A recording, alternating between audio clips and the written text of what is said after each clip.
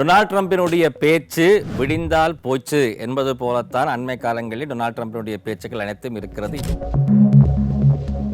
இப்பொழுது சமாதான உடன்படிக்கை அமெரிக்காவுக்கும் ஈரானுக்கும் இடையிலே ஏற்படுத்தப்பட்டிருக்கிறது. பிப்ரவரி மாதம் 28ஆம் தேதி ஆரம்பிக்கப்பட்ட இந்த யுத்தம், மத்திய கிழக்கு நாடுகளுக்கு இடையிலான யுத்தம் இப்பொழுது ஒரு முடிவு கொண்டு வரப்பட்டிருக்கிறது. ஆனால் இது தொடர்ச்சியாகவே இந்த அமைதியான அந்த சமாதான உடன்படிக்கை பேணப்படுமா என்பது மிகப்பெரிய ஒரு கேள்விக்குறியாக இருக்கிறது. ஏனென்றால் இப்பொழுது லெபனான் மீதான ஒரு தாக்குதலை இஸ்ரேல் மேற்கொண்டிருக்கிறது. மேற்கொண்டதன் பிறகு மீண்டும் நாங்கள் சமாதான உடன்படிக்கைக்கு போகிறோம், சீஸ்ஃபயர் அக்ரிமெண்ட் இப்பொழுது செல்லுபடியாகும் என்ற அடிப்படையிலே மீண்டும் அவர்கள் சொல்லுகிறார்கள். ஆகவே ஒவ்வொரு முறையும் சமாதான உடன்படிக்கைக்கு செல்லுவது, பிறகு அதை மீறுவது என்பது போல் கடந்த பல வாரங்களாக இந்த நாடகம் இடம்பெற்றுக் கொண்டிருக்கிறது.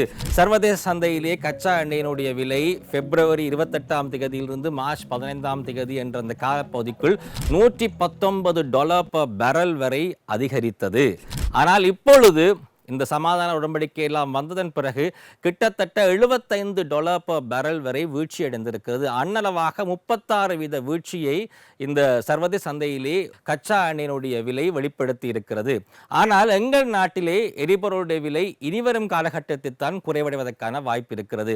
அவ்வாறு குறைவடைந்தாலும் ஏற்கனவே விலையேற்றம் கொண்ட பொருட்கள் சேவைகளுடைய விலைகள் மீண்டும் வீழ்ச்சி அடையுமா என்பது கேள்விக்குறியாகவே இருக்கிறது. காரணம், எங்கள் நாட்டிலே ஏறிய விலைகள் விழுந்ததாக சரித்திரம் இல்லை. பொறுத்திருந்து பார்ப்போம்.